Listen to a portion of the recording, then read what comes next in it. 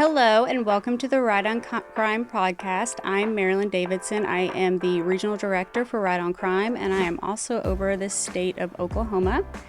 And today I have with me Christian Cochran from Florida. How are you? I'm doing well. How are you? Great, great. So I'm going to start today with a little bit of a random kind of pathway that we're going to get to our conversation. So I like movies, pop culture, things like that. So I found out last night that Christian is probably one of the coolest members of Right on Crime because I made a reference to a movie thinking no one's going to get it, and Christian did, which was the great and wonderful movie Smokey and the Bandit. Yes, ma'am. Big fan. Burt Reynolds is from your college, FSU. Have you ever met? Did you ever get to meet him? I didn't, but so Buford T. Justice, Burt Reynolds' dad was the police chief down in South Florida. I did not know that. And Buford T. Justice was a friend of the dad's. It's something I read on the internet, so it must be true.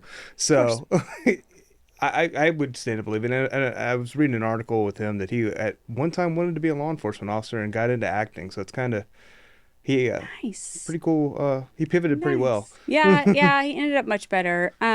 Which, that movie, we can kind of tie that movie into the work that we do because, it was a movie that was basically about a beer run. Right. Yeah. And they were breaking the law in many ways, which is funny today if you said, someone's going to go to prison for going to buy beer and illegally transporting it across state lines. Right. Well, we've actually dealt with some of those funny issues in some of our states. And I wrote an op-ed about Oklahoma. It used to be a felony if you didn't return a VHS tape. Really? We had someone who was actually denied a job a couple of years ago because they had a felony on their record for not returning a VHS tape. That is wild. So these are some of the funny things that we come across in our states. Is there anything like in Florida you can think of? I just remember going through the academy, and one of the felonies on the books is stealing 2,000 pieces of citrus. Now, I'm going to be honest with you. As a deputy sheriff, I'm not going to sit in the back of a truck and count 2,000 pieces of citrus. No. Yeah. But it's Florida. You can't be messing with our citrus now. We love our farmers. Right. And we don't want farmers to steal from farmers. But yeah. So are there any laws like that you're going to work on this year? Or are we going to just stick to the serious ones? I think we'll stick to the serious ones. I want to keep our citrus folks happy. Yeah, definitely. Yeah. It's been a prime part of our economy for a long time. So I want to make sure they're happy. Yeah. Well, and then what will we have with our mimosas? That's fair. Yes. That's fair. So you are one of our newest Right on Crime members. Yes. What has been something that has really kind of been eye-opening to you since you've come on board? I was on the law enforcement side first, and so I before the holidays I got to go to one of our state prisons, Faith and Character Institution, and it's wild to me as a law enforcement officer. I've never been to a prison. Yeah. It's very common. People in jail, but I've never I've never been to a prison and even seen it. And it was the most it was very eye-opening. The institution is heavy on programming and trying to get people on a good path when they come out. They have a lot of different areas that they're trying to address. And so in there, I saw them teach classes from English as a second language to they were learning how to code, which that week they were starting to learn how to code and build apps, which I was like, that's amazing. I love to see that because if it gets them into a career as opposed to a job, the chances of them coming back just diminish greatly. And so I hope to see that moving forward with a lot more prisons across the country. Yeah. So when you took your job and you were telling some of your friends what you were going to be doing, especially from you coming from the law enforcement side, what were some of the reactions? You're doing what now? That's, Yeah.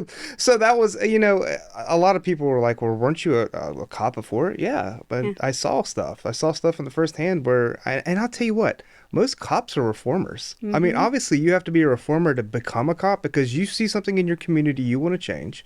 But the other part is, you see this firsthand every day, and sometimes the system doesn't work out the way it should all the time. And so finding, a way to make it better is what a law enforcement officer's whole duty is doing. And so I never thought I would be in the policy side of the house, but here I am. Yeah.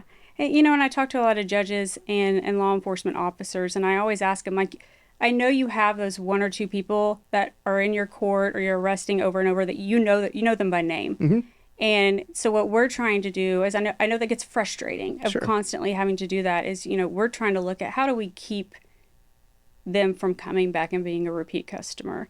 So I know that that's really important in some of the work that we do. So when it comes to working on these kind of issues, this is kind of a two-part question. Okay. What's one of the things that really keeps you up at night thinking about? And then what is getting you up in the morning to get going and working on these policy issues? You know, there's a lot of things keeping me up at night, mostly a toddler. But honestly, I think there's a lot of ways that we're right there. We're right at the precipice of doing something great and making it work. And it's just a matter of us getting to that point. Mm-hmm. You know, we're trying to find ways to reinvent the wheel a lot in policy, mm-hmm. which really, you have the materials in place. You can make the stuff work with what you have. But a lot of times there's a thought that we need to go back and reinvent the wheel, throw out the baby with the bathwater instead of just pursuing forward with what you have.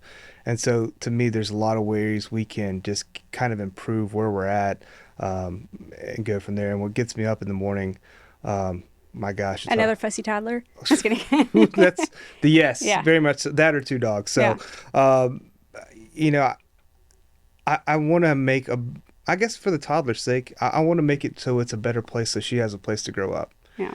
And a lot of times, you know, people with the thinking that we're in reform or, you know, we don't care about victims, you know, we do. We do. We want to make sure that we're keeping the people who belong in prison, but we want to make sure that the people who've made a mistake, I'll be the first one to say, there by the grace of God go I, because I could be that person that's behind the bars. Mm-hmm. I want to make sure that if something happens to her as a victim, or if she happens to ever offend, there's processes in place that are going to set her on a correct path. Yeah. And I echo that, you know, being a mom of a son. Yeah. I want to keep the bad people away from him, but I also want to be ensured that if he does something stupid, it's not going to affect him for the rest of his life. Right. Or if he makes it or starts going down a path he shouldn't, that there are going to be people there ready with resources to help them out. And they're not just going to look at him as, oh, you don't matter, throw him away, get him out of sight, out of mind so we don't have to worry about him. So yeah, I kind of echo that and feeling that I want to make sure our kids have the best system. You've been a practitioner with this for a long time. And so, you see some of the stuff that's come down the pipeline. And so where do you hope to see, you know, Oklahoma in 5 years from now? I know that's a very broad question, but since we're hitting haymakers, I'm here for it. You know, I want our state to place a bigger priority on reforming these people. We always place a big priority on education, just like, you know, most states.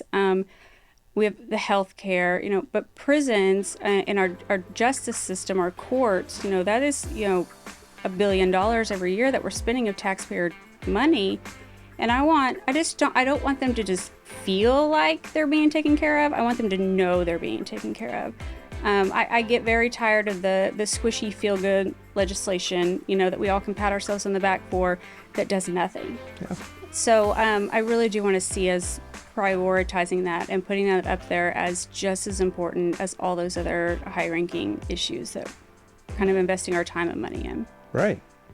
Thank you all for joining us on the Right on Crime podcast. To find out more about these issues, please visit our website at rightoncrime.com.